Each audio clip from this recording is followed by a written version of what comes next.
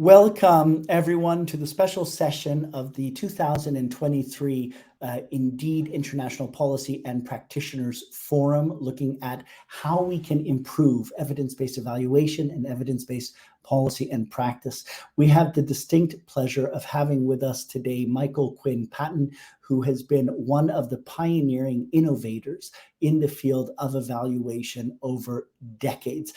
Michael, I have to say, I have been inspired by and learned from your work for years. Developmental evaluation and your writing on it has become one of my favorite, and work that we do. Also, your wonderful work on facilitation, evaluation facilitation and utilization, focused evaluation, and so much more. We are very glad to have you together with us today. We are joined by colleagues coming from a range of backgrounds, policymakers and practitioners, people working in law enforcement, from civil society organizations, and a community engaging primarily in the fields of working to address violent extremism, radicalization, and hate, and looking here in the Indeed Forum at how can we improve how we approach trying to learn from and understand what we're doing in the field. What works, what doesn't work, what do we mean by evidence, and what type of evidence is needed, and how do we get it in ways that can actually feed into ownership and empowerment and making meaningful contributions as we try to improve practice and work in the field. It is a pleasure to have you with us. Thank you for joining, and I'm just going to hand it straight over to you for the special talk session of the forum. Thank you very much. I'm honored to be here. This is incredibly important work. As you've noted, I've been at this for more than 50 years, and the stakes keep getting higher and higher for sorting out how we move forward in the world. So I'm going to share some slides.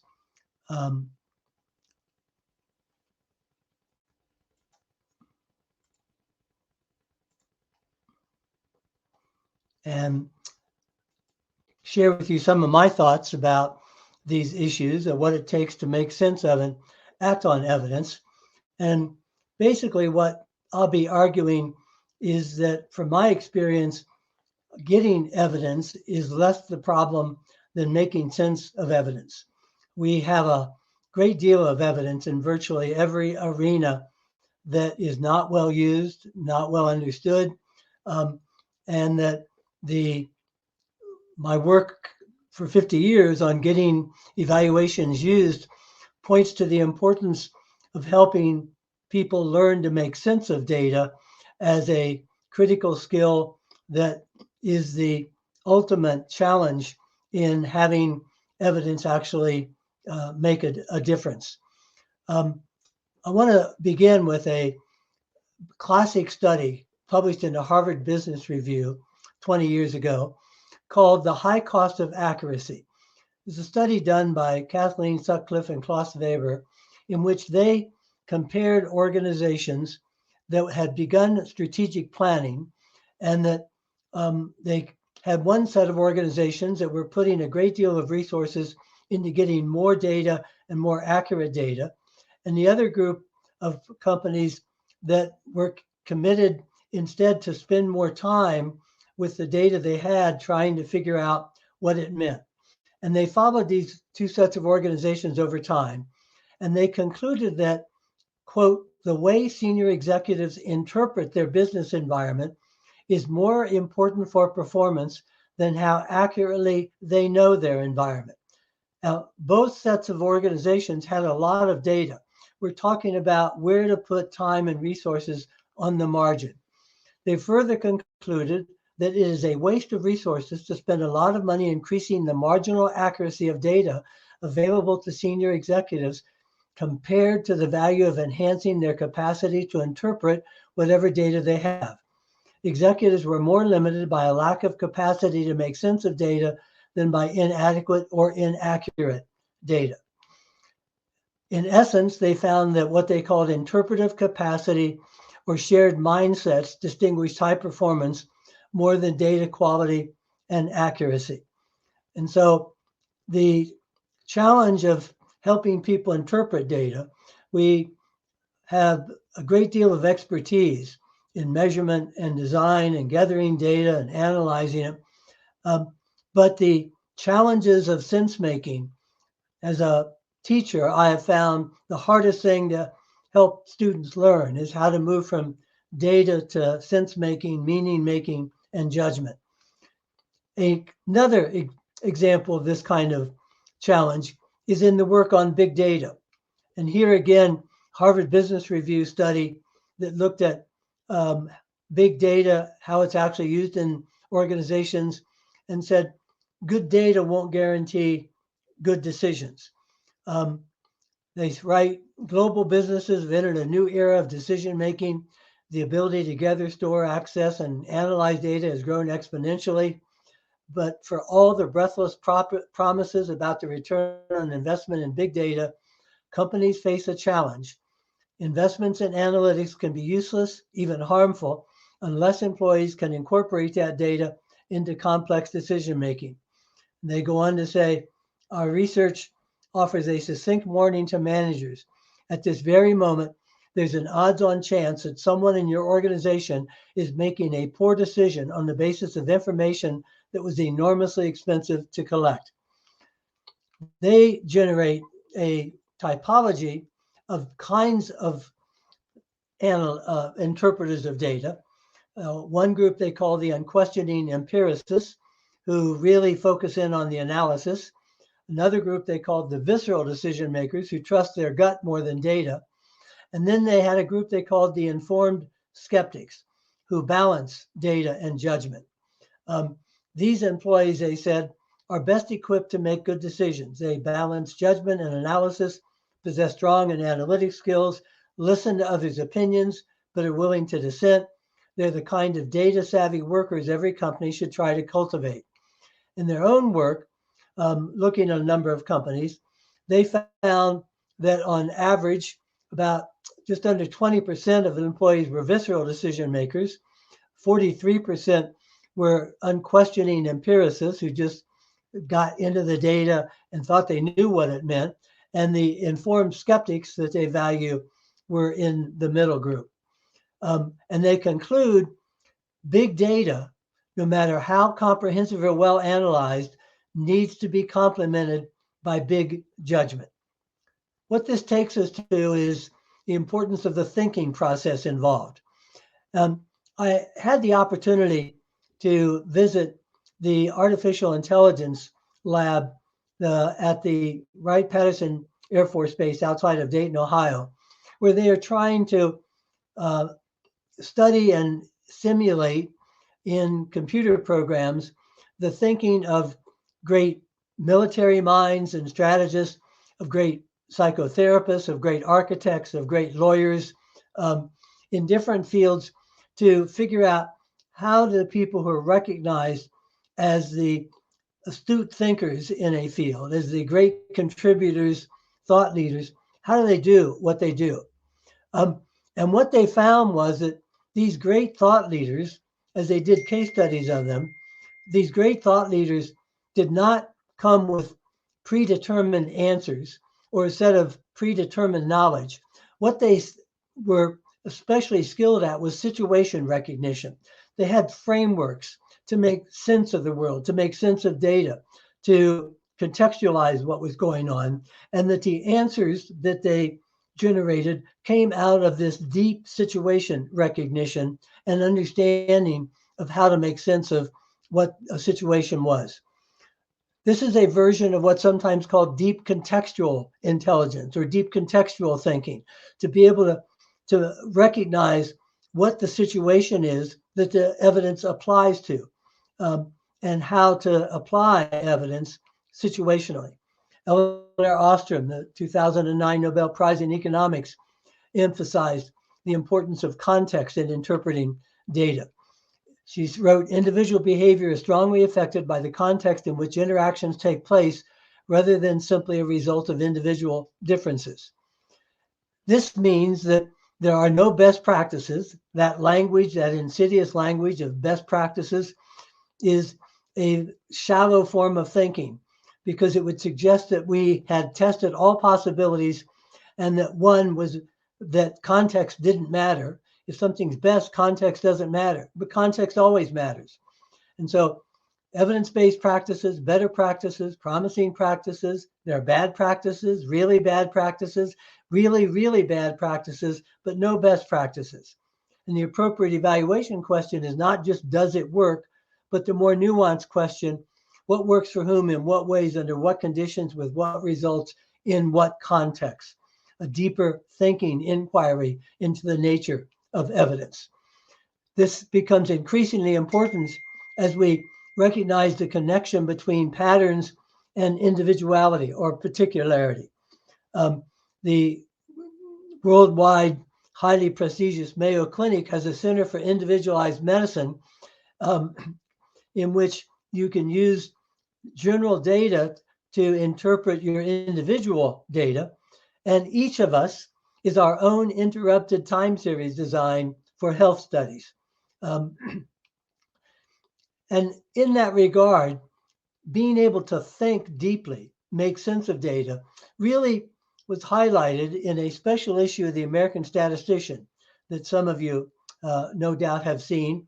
They put out a special issue just as the pandemic was hitting, entitled Moving to a World Beyond P less than 0.05. And in that special issue, they ban the term statistically significant. In the opening chapter, they say, regardless of whether it was ever useful, a declaration of statistical significance has today become meaningless because it become mechanistic, because the significance level kept people from thinking about what the data actually mean. And so they want to ban from all research, from all evaluation, from all reports, from all publications, ban the term statistically significant because it short circuits deep thinking and sense making. They write, yet solid principles for the use of statistics do exist, and they are well explained in this special issue. We summarize our recommendations in 2 sentences totaling 7 words. Accept uncertainty, be thoughtful, open, and modest. The acronym ATOM. And they conclude by saying, the initial slow speed of progress should not be discouraging.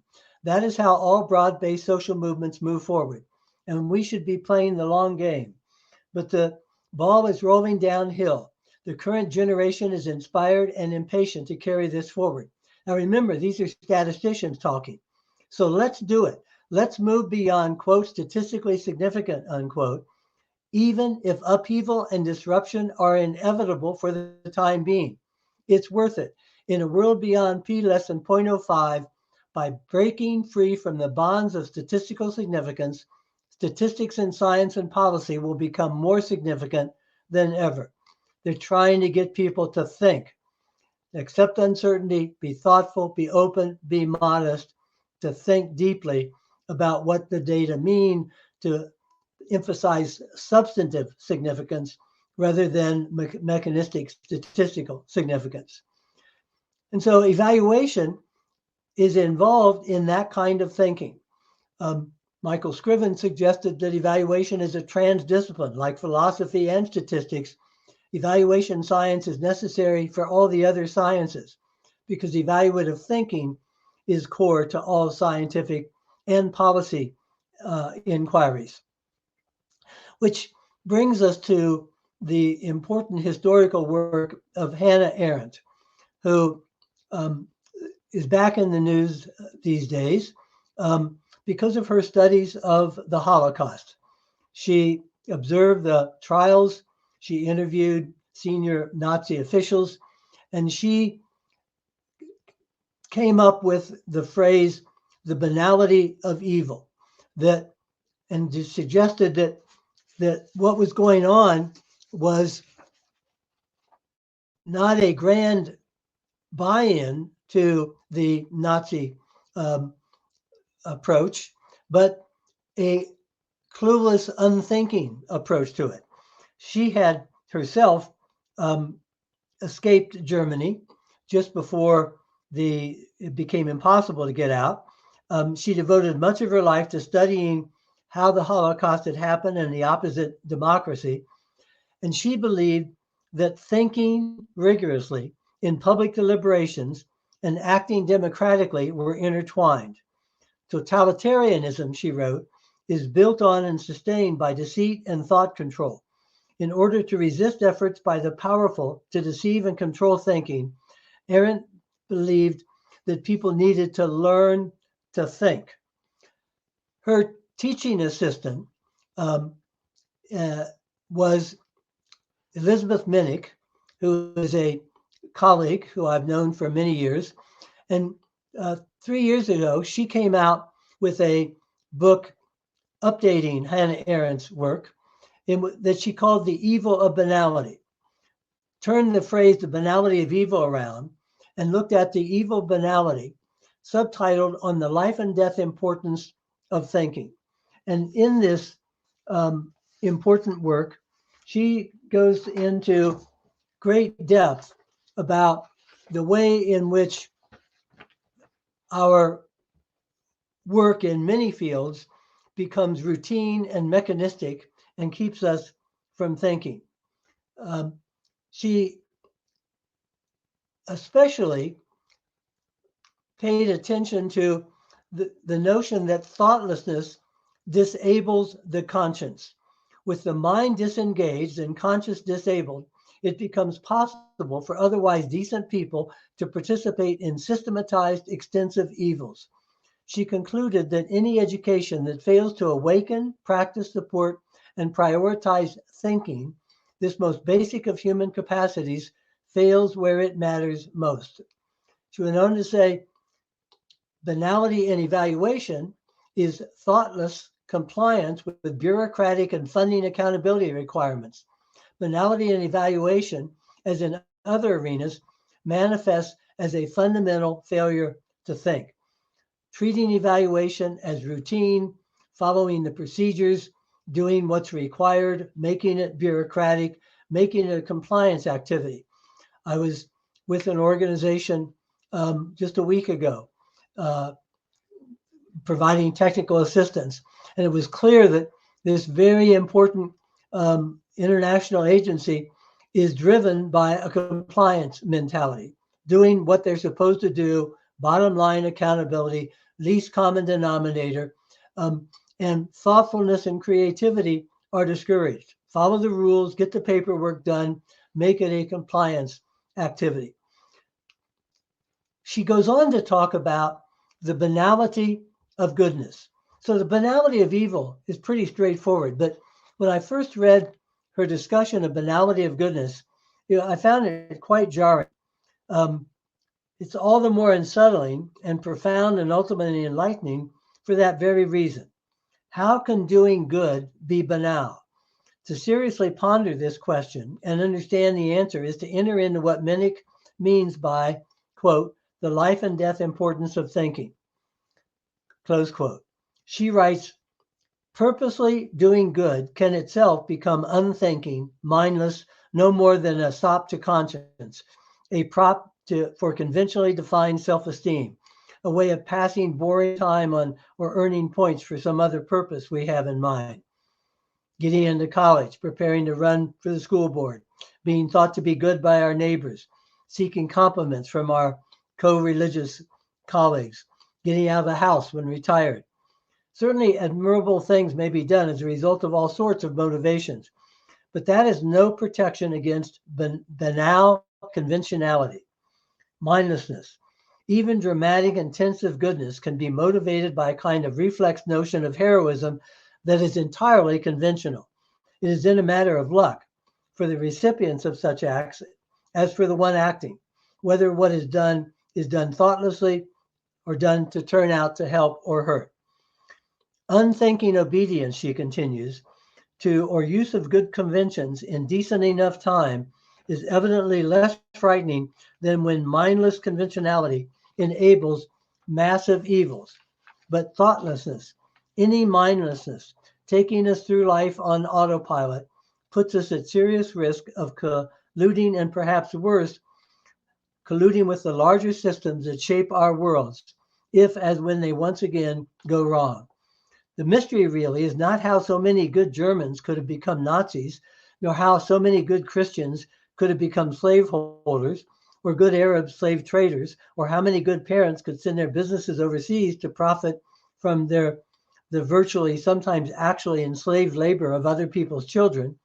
The mystery, I fear, is how so many of us so often, without even thinking about it, no more do good than we do wrong or evil, but simply behave ourselves or absent ourselves or try to do well, whatever the terms of the game.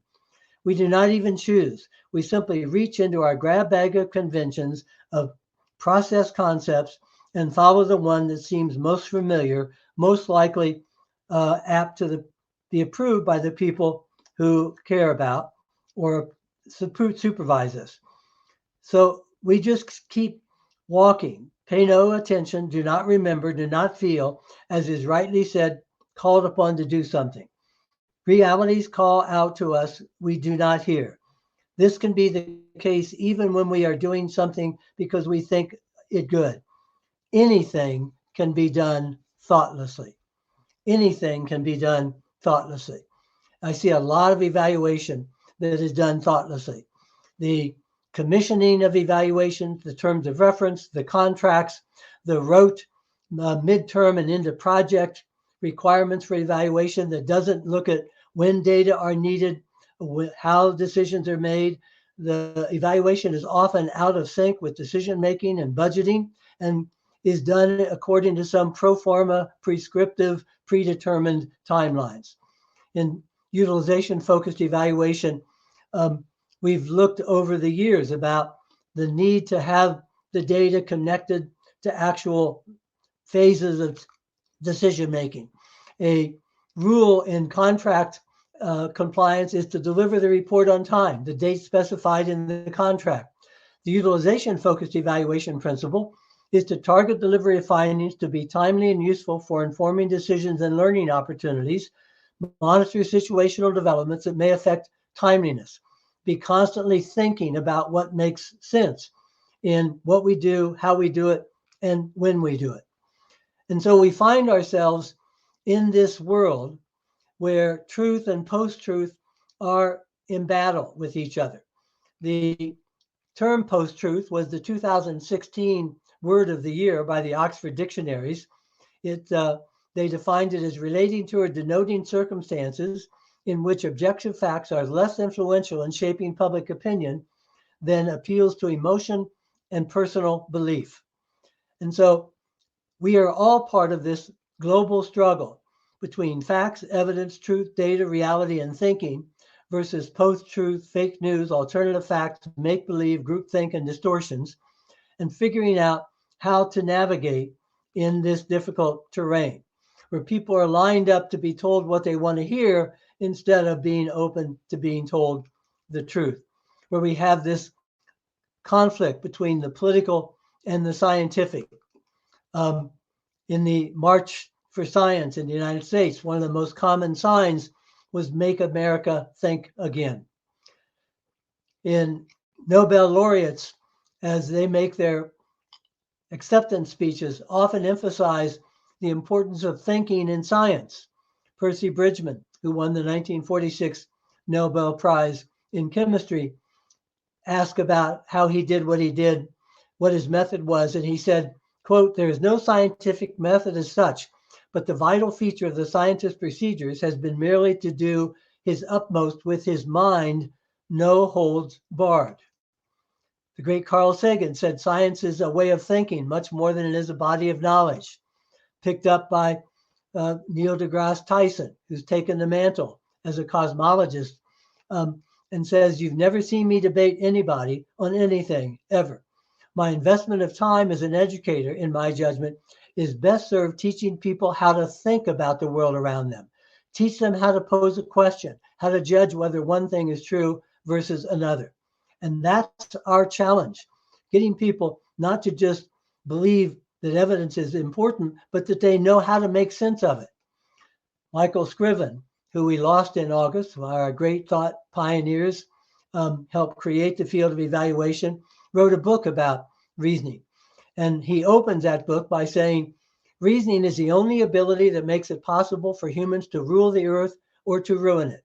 All other alleged distinctions between us and other life forms on the planet turn out to be illusory."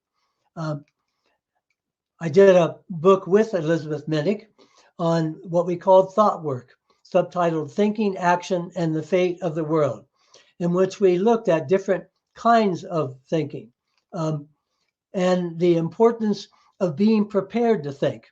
Pasteur's famous comment that chance favors the prepared mind.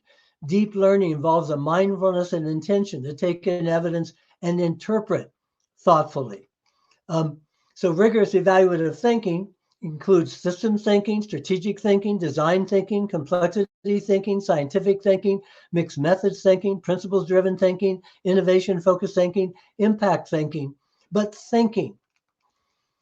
Ernie House picked up on the Greek notions of truth, beauty, and justice and gave us a frame for thinking about these virtues in our current era. He described truth as the attainment of arguments soundly made, so that interpreting data to get at the truth means engaging with the data, warranting the arguments, making the story clear about what the data reveal. That's the pathway to truth. Beauty is the attainment of coherence well wrought, that the story is coherent and meaningful, and that justice is the attainment of politics fairly done around truth and beauty. But what we're up against is the dark side of all of this. And I suspect most of you have seen or heard the data, been widely reported, of the MIT study that studied how false data is spread, the science of fake news. They studied 126,000 Twitter cascades over 12 years and found that falsehoods were 70% more likely to be retweeted. The time it took for a false claim to reach 1,500 people was 6 times faster than true news. And so we are a part of this global battle, not just truth and post-truth, but bullshit, lying, deceit, and infodemia of misinformation. Part of understanding this, according to Daniel Kahneman's work, won the Nobel Prize as a psychologist in economics for his work on decision-making and thinking. And again, I suspect most of you are familiar with his work, that our system one, the quick fight or flight part of our brains, is fairly lazy. And we really don't want to move, he says, into system two, where you would do slow, deep system thinking. And so in his work at looking at how we actually operate, that we are resistant to deep thinking. We look for easy answers. We look for answers that tell us we don't have to go further at this, and that our rationality is bounded and distorted. All of us. A major barrier to appropriately interpreting evidence is our biased and illogical interpretation and decision-making processes. This includes selective perception, how we process information in ways that are distorting. Behavior finance has made the incredible discovery in economics that people's decision-making about money is, of all things, emotional. When I was in undergraduate school many years ago, the myth of economic man was this totally rational being with perfect information making completely informed decisions and rational decisions. What we now know is that that's mitigated by deep feelings, emotions, fears, greed, anxiety, and that there are heuristics that affect how we interpret data. The anchoring heuristic, where we interpret data in ways that we have in the past. The representative heuristic, where we interpret data in terms of the things that are most common in our experience.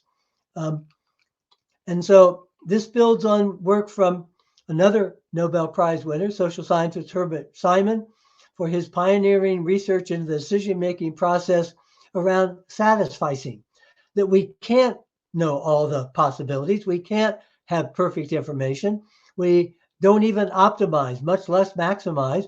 We make decisions on a good enough basis when we've arrived at a good enough place to say, all right, that satisfies what I need. And he writes, in an information-rich world, the wealth of information means a dearth of something else, a scarcity of attention. A wealth of information creates a poverty of attention. Kahneman writes, a reliable way to make people believe in falsehoods is frequent repetition, because familiarity is not easily distinguished from truth. Authoritarian institutions and marketers have always known this fact. And so let me take you through an example of the high stakes involved in weak, poor, shallow thinking. Take you back to 9/11, the World Trade Center, and the attack upon the World Trade Center, which led to the identification of Osama bin Laden in Afghanistan, but also the belief that Saddam Hussein was connected to 9/11 and had weapons of mass destruction. And so on March 20th, 2003, the United States invaded Iraq in the search for weapons of mass destruction. The justification of that from the intelligence community providing evidence to the United Nations and the world that there were definitely weapons of mass destruction in Iraq. And General Colin Powell making that testimony and presenting that evidence. And of course, it turned out that there were no weapons of mass destruction. There was a major investigation of that intelligence failure.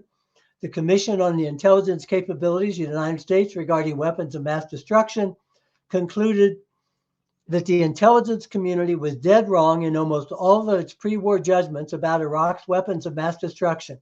This was a major intelligence failure. Its principal causes were the intelligence community's inability to collect good information about Iraq's weapons of mass destruction programs, serious errors in analyzing what information it could gather, and a failure to make clear just how much of its analysis was based on assumptions rather than good evidence. On a matter of this importance, we simply cannot afford failures of this magnitude. They went on to say, after thorough review, the Commission found no indication that the intelligence community distorted the evidence regarding Iraq's weapons of mass destruction. What the intelligence professionals told you about Saddam Hussein's programs was what they believed.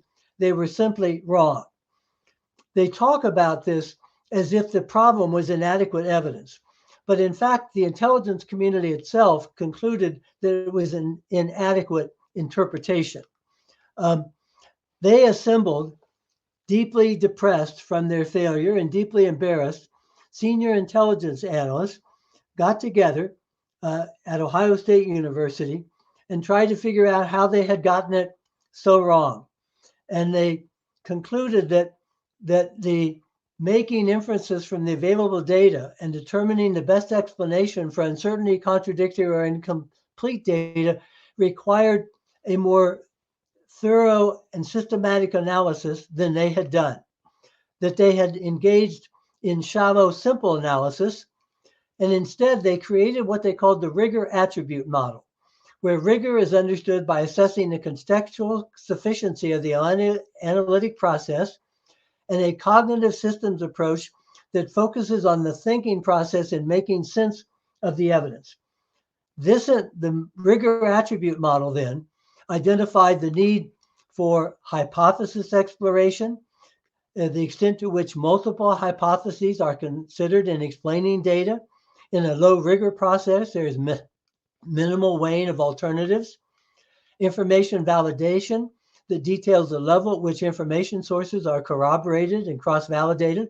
It turned out that all 12 intelligence agencies were using the same one key informant, a high-level former Iraqi official who subsequently was named Curveball, and they weren't sharing who their source was, so they thought they had triangulation, when in fact they all had the same information source.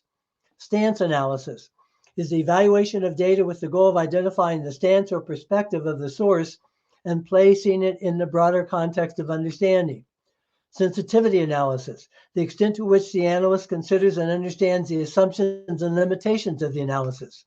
Information synthesis refers to how far beyond simply collecting and listing data analysts went in their process. And explanation critique, a different form of collaboration that captures how many different perspectives were incorporated in examining the primary hypotheses. Rigor then, and this is the key point, rigor does not reside in methods.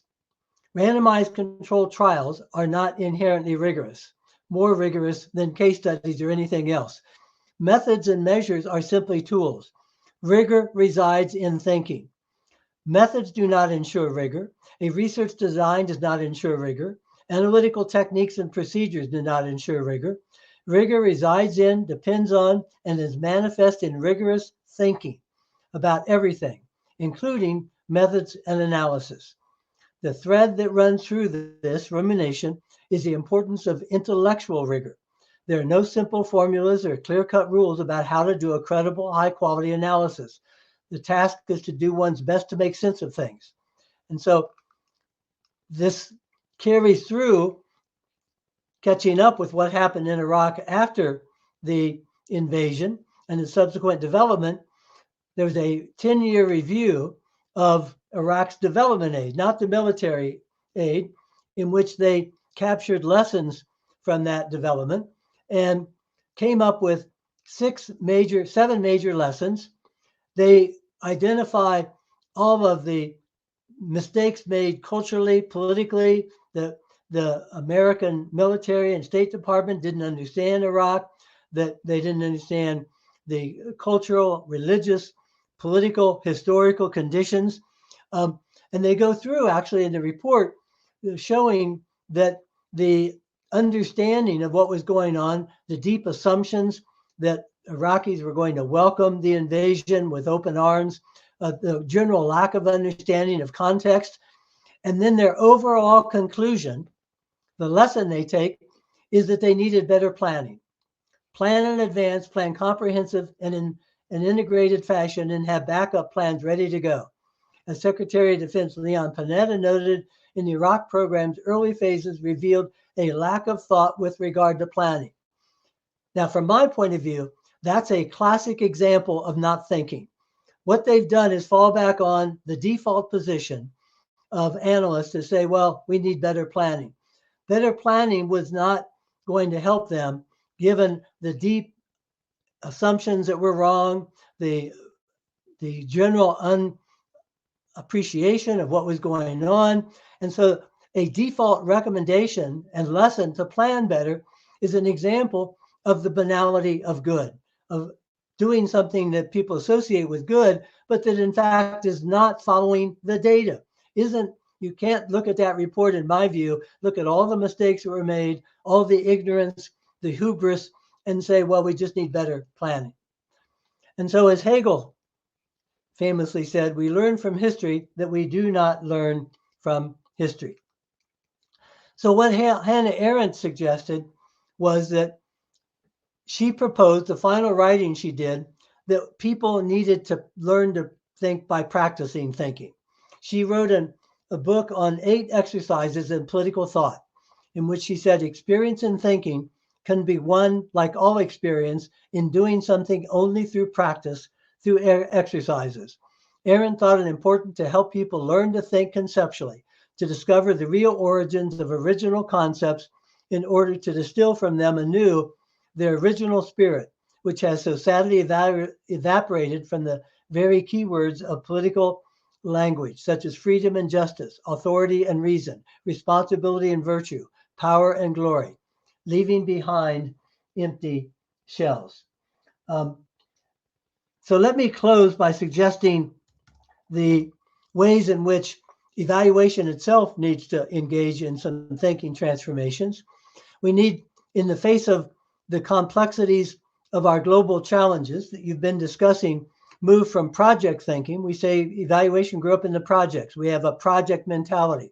Our tools and logic models and SMART goals are all project-based. We need to move to be able to think in terms of complex dynamic systems thinking. We need to be able to think globally, to connect the local with the global, to understand the larger context within which interventions are taking place. We need to be able to think and track at different levels across time, the macro, micro, meso, and macro. We need to think systemically and holistically beyond the silos that we're in. And we need to understand evaluation as interdependent, not just independent, that it's a relationship and people business, and how we engage with people is an important part of that. And in all of this, we get more deeply engaged with systems thinking and systems learning to understand interrelationships, engage with perspectives, and reflect on boundaries. And so in the face of the global poly crisis, the challenges that we face in the world that you've been dealing with, and the climate emergency, the inequity emergencies, we are at a place with the poly crisis, the misinformation epidemic, growing injustices, the pandemic, economic turbulence, that evaluators need to be able to take this larger context into account and think systemically about this. I leave you then with a vision of evaluation for a sustainable and equitable future that involves deep thinking about our work, our contributions, helping the people we work with and support to be able to think, make sense of data, and to imagine that Aretha Franklin, who did a song about thinking, imagine Aretha Franklin as Mother Earth, the mother of soul, the goddess of soul, as Mother Earth, telling us to think. Here she says, people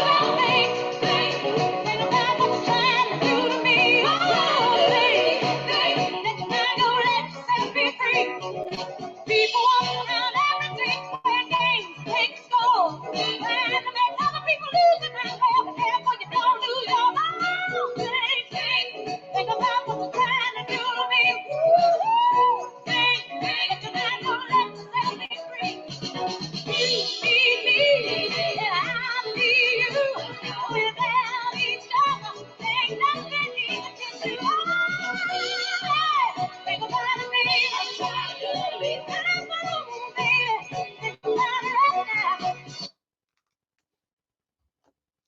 Thank you. Michael, thank you. I think it was absolutely brilliant. And I think if we were in person, you'd have a room full of people standing and applauding. And I hope also many of us singing along together with Aretha Franklin. It was a brilliant presentation and you covered so much. And I would also say thank you because you spoke to what we need most within the evaluation field, within PVE and CVE, because as we have discussed in different ways today, so much of what is done in this field is the banality of evaluation and is doing evaluation as a pro forma exercise and something that's called for by donors and looking within fixed and rigid mindsets without necessarily thinking about and looking at that meta context and developing the capacity to interpret, the capacity to question, the capacity to reflect. I engaged deeply in Iraq over a number of years in one of the largest evaluations that was carried out about what happened in the country and how it went into war following the invasion and the occupation. And you're referencing that leads me to ask about what you've been writing and speaking a lot more to over the last years, and you did it today as well, polycrisis. And within our field, where we're working to try to address and to understand how to tackle violent extremism and radicalization, we often focus on the manifestations. We often focus on trying to identify the lone wolf person or the person who becomes radicalized, while in the broader context, in the time since the Iraq invasion, or if we look at just the last 10 years, we've actually more than doubled the number of wars in the world. The number of wars has more than doubled. The number of people displaced from violent conflict and from environmental destruction has gone from 36 million just over 10 years ago to 111 million people last year. And in this context, where many of the crises and the underlying challenges that we're facing are growing, and they're systemic, they're multi-causal, they're interconnected. One question is our capacity to address them. Are we rising to that? So that's one question, your reflections on our capacity to address it. The other is, you spoke about the banality in evaluation, but I've also been inspired in your writing and the work of others as well, when you speak about needing to develop the way we interpret our environment, our capacity to interpret, to make sense of what can be and what do you want to see as the role of evaluation in this context. In a world in which we have polycrisis, in a world in which we are confronted not only with the challenges of our individual decision-making processes and mental capacities and how we think, but also in our systems and how they engage and address these crises. What would you see as the role of evaluators and the role of evaluation as you would like to see it? It's a wonderful question. And let me try to give a focused answer. I see us, because we are not the decision makers, we are the facilitators of decision making. And so the skills that I think we especially need, and the way to commission studies in terms of reference, it has implications all throughout, is that so much of evaluation is focused on report writing and producing deliverables. But in fact, use is not a report. And so in logic modeling terms, a report is simply an output that we build into our work with decision makers, with organizations, the expectation that we're involved at the beginning in helping to frame questions and help them think about what they would actually do with information, where the gaps are, what don't you know that if you did know would make a difference to what you do, rather than a pro forma approach, and that we are viewed as facilitating the engagement with the data all the way through, and that getting people to deal with the polycrisis as a part of interpreting means it's not our interpretation, it's facilitating their interpretation, the decision making, the policy makers, the people in communities. I'll give you an example that around the several major international organizations I've worked with, most evaluations require or produce recommendations. Michael Scriven long argued that we shouldn't be in the recommendations business. And it's the one thing Scriven and I agreed on for different reasons. He thought evaluators weren't competent to write recommendations. All we could do is decide whether or not something had worked or not. But I think we don't do recommendations because we're not the actors. That what we need to do is facilitate recommendations. But when you put recommendations in a report, and I was just consulting with a major organization last week, when you put recommendations in a report, the first thing management looks at is the recommendations, whether they like them or not. Then all the focus is on recommendations. That's the lightning rod, and they never engage with the data because it's all about the recommendations. And instead, I suggested, don't put in recommendations. If you do a good job of extracting lessons and that you're facilitating engaging with the data, and you become a skilled facilitator in context of the polycrisis, help people make decisions, help them deal with the data, what's known and not known, that's our role, not to tell people what to do in a recommendation. That gets out of date very quickly, and as I said, becomes a lightning rod. We should be facilitators of thinking, of evaluative thinking, and that's the key skill and the contribution I think we can make. Thank you so much. Michael, Josephine Mwenda is with us. She plays a key role in the evaluation field and the work with the United Nations, and also working to support member states in building their capacity and their approaches to doing evaluation. And she raises a reflection in the chat here, and I'd like to build from that and get your thoughts on it. The deep thinking required in evaluating counterterrorism and preventing violent extremism requires investment in time, which is usually a constraint given factors already discussed. Need for timely accountability reporting. Be interesting to see how a balance can be struck. Now, in our current operating model in space and how we address it, we're often looking at short-term projects, need to produce results, and really looking at outputs, not looking at is it actually achieving any significant contribution or impact on the underlying issues or the context that we're addressing. And you'll often hear from evaluators and practitioners in this field of being under the pressure of time, while at the same time in our evaluations, we have identified that this constant focus on short-term measures, short-term interventions, project-based approaches are insufficient and often not only don't necessarily help, but sometimes are even counterproductive. Some of the things we're doing are actually making the situation worse. Do we need to shift how we're approaching it, how we're thinking about it? Instead of looking at how to find solutions within a system that doesn't work, do we need to try to think through and innovate models and approaches that might respond better to the nature and the scale of the challenges we face? I think that given the theme of evidence here for your conference, is that one of the things that's worth pulling together, and I shared a little bit of it, a wine tasting of it, is the evidence about how good decisions actually get made. And that if we have an evidence-based decision-making approach, one of the things that will highlight is that good decision-making compared to bad decision-making engages time. To treat time as this luxury, to treat time as the ultimate add-on. I skipped some slides I had about leadership training to think evaluatively, but in fact, evaluative thinking for leaders, and I've done that kind of training, includes they're developing a commitment to think deeply about what's going on, to gather data, to understand, to get multiple perspectives, to understand context.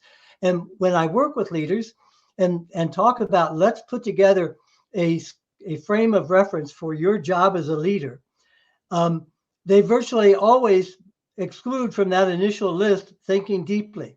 After we've spent an hour talking, they end up putting at the top of their list to be a thought leader in their organization, to demonstrate thinking, to lead by thinking. In fact, one of the manias that gets in the way of this is the whole huge technical assistance structure around meetings, how to do good meetings. Mm-hmm. It's all about taking action. Get an agenda, get through those items quickly, check them off, take action, make decisions. Nowhere in that entire infrastructure of running meetings is deep thinking, is spending time to get multiple perspectives, getting deeply into issues. It's just the opposite. And so I think we need to pull together the evidence that now there's a great deal of. What constitutes thoughtful work? The rigor attribute model is a part of that. And to begin building into our scopes of work and job descriptions for leaders at all levels, that thinking is a big part of your job, and spending time on thinking is a part of your job, and you get rewarded and incentivized for thinking, not just acting, but for thinking. And that improves decision making, and including in that thinking about evidence. Michael, could I ask you, one of your many major contributions in the field has been your work on use and utilization focused evaluation. And you were saying there's no best practices, but good practices we can learn from, bad practice, bad. And I think when it comes to the PVE, CVE field, with all respect to many and colleagues in the field, we are very much at the end of the bad practice in how we do evaluation, where the vast and overwhelming majority of what we think an evaluation should come to is the production of a report. Right. And they're often incredibly convoluted in how they're written. They're often designed to not be read or to be read by a very limited handful of people. They are brought out either as a published report or in academic and scientific journals, and they don't reach practitioners, they don't reach the communities and the people who are affected by it. They're not done in ways that can be digested by policymakers and leaders within the field. You spoke about asking the question of what constitutes thoughtful work and the need for deep thinking. In how we practice evaluation now, it is almost the absence of thinking. So we produce a report, but there's nothing then after that for how do we engage with it. And one thing we've commented on for years in our own organization is that very many people who come up in the evaluation field, at least those we've met with amongst thousands, have never even heard of, for many of them, the change management field. So in business, evaluation and change management are often built in together. But for evaluators, they often think that you do the study, you do the evaluation, you produce the report, and that's the end. And there is no one who takes up the role of looking at how do we engage with the learning? How do we bring that forward? And I wonder if you might have reflections or could share with us beyond the productions of reports. What are some of the processes, the instruments, the tools, the spaces that can be created to facilitate that deep thinking and that interpretive thinking to make sense of and to see then what changes are necessary in what we're doing and how we're improving and how we scale or change what we do? It's a really important question. And in addition to all the other problems with reports that you mentioned, is that by the time they're written, they're out of date. So that it's old news by the time you get a polished report. And it takes huge amount of resources to write a report. So it's extremely costly to do these reports. They're out of date by the time they come out. So the contrary piece that you kindly mentioned before is developmental evaluation, which is understanding that the whole framing of evaluation for 50 years, and Scriven unfortunately gave us this because it seemed to make sense at the time, of summative evaluation, that you make a one-time big decision about whether something's go or no go, and that all the focus in evaluation is on that decision. Did the intervention work or not work, and therefore should it be taken to scale? And that's not how the world works. Decisions don't get made that way, and they're not one-off decisions forever. That in fact, there's ongoing decision making. There's constant adaptation, more than ever. The pandemic certainly illustrated that, but all these new wars that you talked about, the new conflicts that are going on, the increased refugees, the severity of climate, the Iraq report I referred to actually says that in retrospect, they should have had a 5-year plan at the beginning for Iraq. Imagine, who does 5-year plans anymore? That's absurd. So the ongoing incremental adaptive decision making and change management, real-time work, what are people facing, and how to track those decisions in real time, figure out where they're going, what else is going on. That's a developmental evaluation piece. And it doesn't involve in writing big reports. It involves a series of ongoing mini just adjustments. Every fork in the road becomes a place where you're helping them think about which ways to go, what to compare.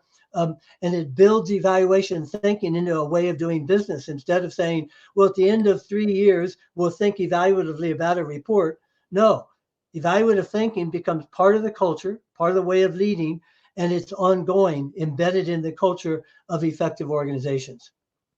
Helping people think about building evaluative thinking into the process and embedding it in organizations, not only in external consultants or end of project evaluations that come in. The field is so rich. We are constantly innovating ways of doing learning and knowledge and engaging, but also so much stuck in approaches and models that we know don't work.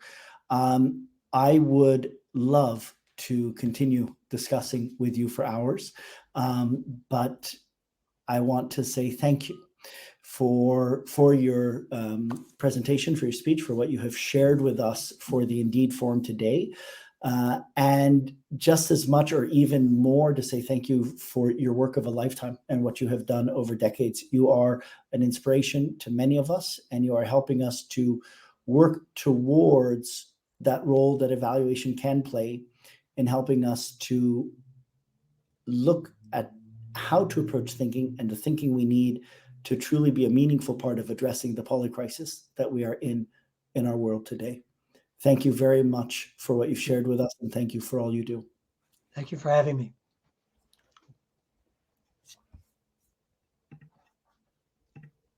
This is where in person we would invite you out for a meal or for drinks after, but I hope we'll have the chance to make up for that in the future.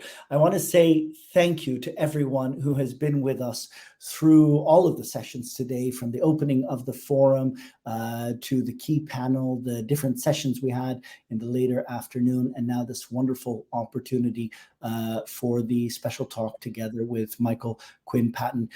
We are recording all of these. We will share and make them available. We are also collecting the presentations, and we are putting together as well a collection of some of the most significant and innovative publications and works in the field of evaluation, including very many of Michael's own works. But for now, whether you are joining us from very late at night, early morning across Asia, or towards evening across the Middle East, Europe, and Africa, or earlier in your day in the Americas, I wish to say thank you to everyone for taking part in the first day of the forum.